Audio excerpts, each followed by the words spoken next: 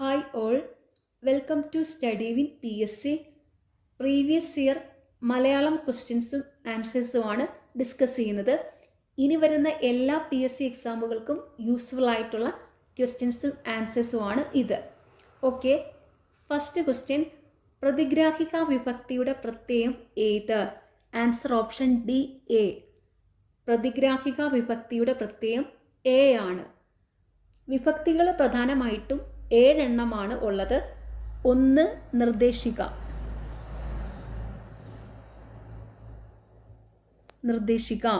നിർദ്ദേശിക വിഭക്തിക്ക് പ്രത്യയമൊന്നുമില്ല.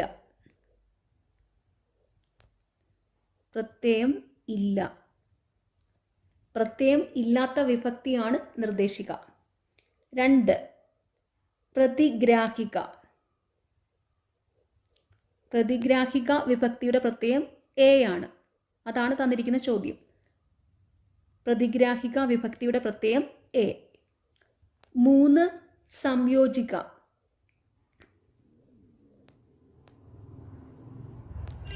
സംയോജിക വിഭക്തിയുടെ പ്രത്യയം ഓട്.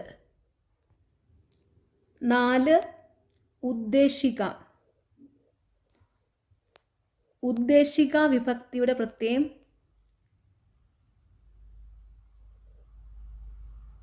ഇക്കു, ന്.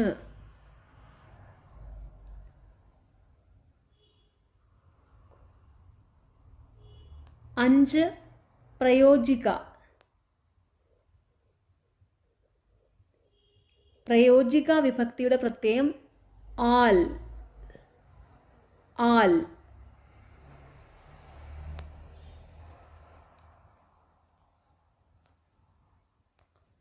6 സംബന്ധിക.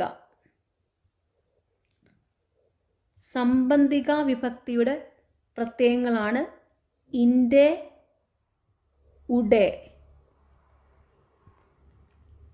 ആധാരിക 7.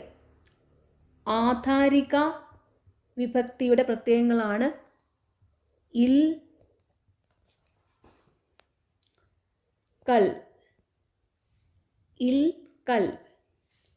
ഇതാണ് 7 തരം വിഭക്തികളും അതിൻ്റെ പ്രത്യയങ്ങളും.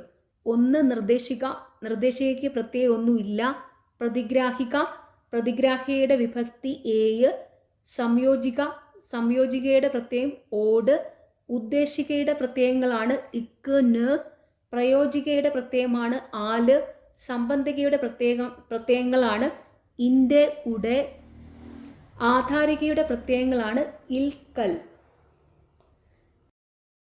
അടുത്ത ചോദ്യം, വിൺ പ്ലസ് സ്ഥലം, വിണ്ടലം ഏത് സന്ധി? ആൻസർ ഓപ്ഷൻ സി, ആദേശസന്ധി. ആദേശസന്ധി എന്ന് വെച്ചാൽ വർണ്ണങ്ങൾ ചേരുമ്പോൾ ഒന്ന് പോയിട്ട് ആ സ്ഥാനത്ത് മറ്റൊന്ന് വരുന്നത് ആദേശസന്ധി. ഇവിടെ ഒരു കാര്യം കൂടെ ഒന്ന് ഓർത്ത് വെച്ചോണം. ഇൻ പ്ലസ് ത ഇണ്ടായിട്ട് മാറും. ഇൻ പ്ലസ് ത, ഇണ്ട. ഇത് പിരിച്ചെഴുതാനും ചേർത്തെഴുതാനും ഒക്കെ ചോദിക്കുമ്പോൾ ഇങ്ങനെ ഒരു കാര്യം ഒന്ന് ഓർത്ത് വെക്കുക. ഇൻ പ്ലസ് ത വന്നു കഴിഞ്ഞാൽ മിക്കപ്പോഴും അത് ഇണ്ടായിട്ടാണ് മാറുന്നത്. ഓക്കെ, അടുത്ത ചോദ്യം, ശരിയായ രൂപം ഏത്? ആൻസർ ഓപ്ഷൻ എ, മനുഷ്യത്വം. അടുത്ത ചോദ്യം, അങ്ങാടിപ്പാട്ട് എന്ന ശൈലിയുടെ അർത്ഥം? ഓപ്ഷൻ ബി, പരസ്യം. അങ്ങാടിപ്പാട്ട്, പരസ്യം.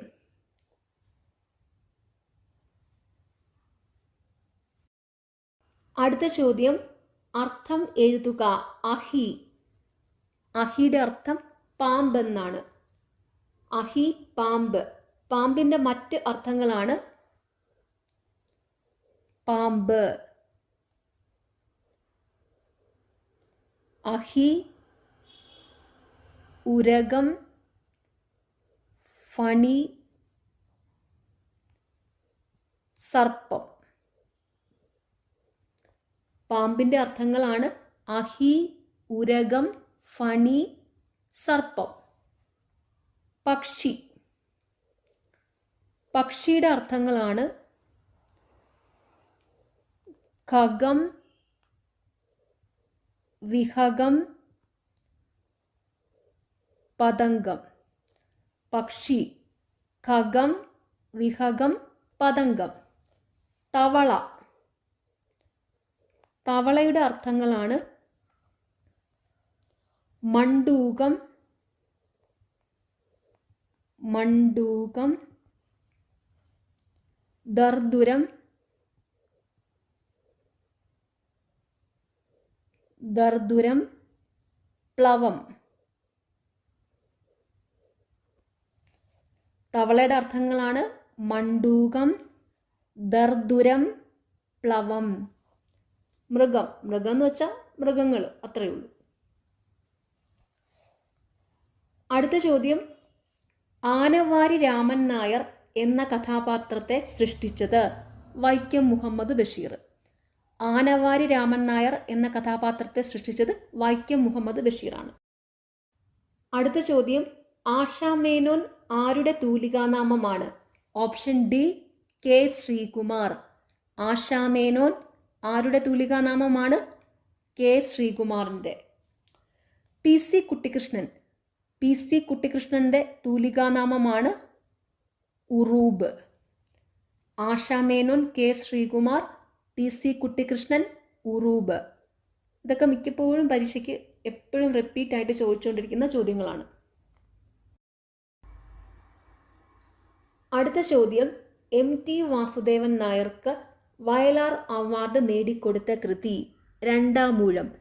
എം ടി വാസുദേവൻ നായർക്ക് വയലാർ അവാർഡ് നേടിക്കൊടുത്ത കൃതി രണ്ടാമൂഴം. എം ടി വാസുദേവൻ നായർക്ക് കേന്ദ്ര സാഹിത്യ അക്കാദമി അവാർഡ് നേടിക്കൊടുത്ത കൃതിയാണ് കാലം. ഇതും കൂടെ ഓർത്ത് വെച്ചോണേ. എം ടി വാസുദേവൻ നായർക്ക് കേന്ദ്ര സാഹിത്യ അക്കാദമി അവാർഡ് നേടിക്കൊടുത്ത കൃതിയാണ് കാലം. അപ്പം ഇങ്ങനെ ഓർക്കാം, എം ടി വാസുദേവൻ നായർ.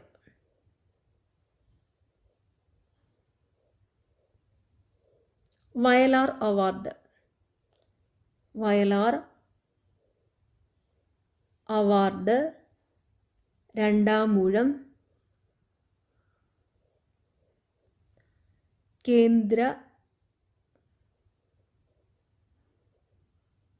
സാഹിത്യ അക്കാദമി അവാർഡ് കാലം.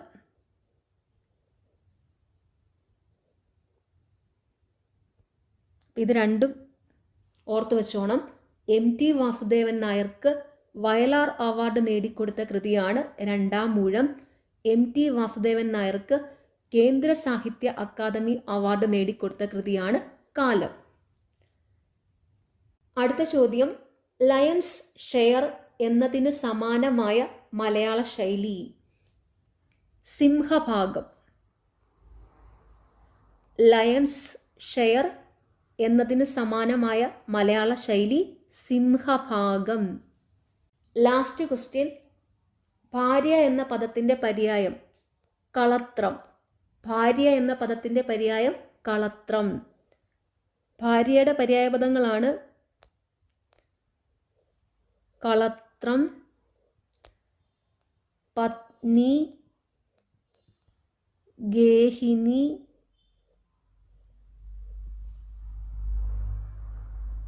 ദയിത, കാന്ത, സഹധർമ്മിണി.